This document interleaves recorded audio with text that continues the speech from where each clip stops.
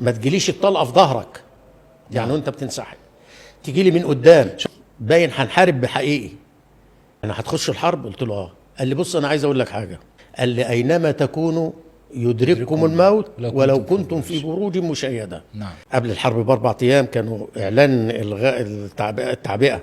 بقول له يا حاج ده المره دي باين هنحارب بحقيقي. قال لي وماله يا ابني، يعني هتخش الحرب؟ قلت له اه. قال لي بص انا عايز اقول لك حاجه، لازم تحط دي في دماغك. قلت له ايه؟ قال لي اينما تكونوا يدرككم الموت ولو كنتم في بروج مشيده. نعم. طيب الحاجه الثانيه، اذا جاء اجلهم لا يستأخرون ساعه ولا يستقدمون. نعم.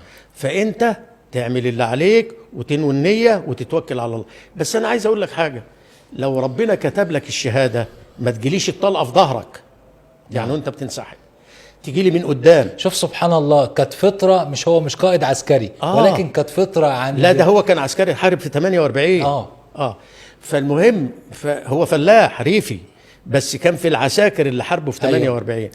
فعرف معنى الشرف بالظبط والوطنيه. بقول لي الطلقه تجيلك من قدام ما تجيلكش من ورا. انت عارف النصيحه دي اللي انقذتني. نعم. ليه؟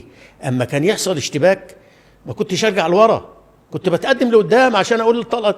اتاري ان انا لما بخش قدام بخش في منطقه التامين اللي هم عاملينها لقواتهم.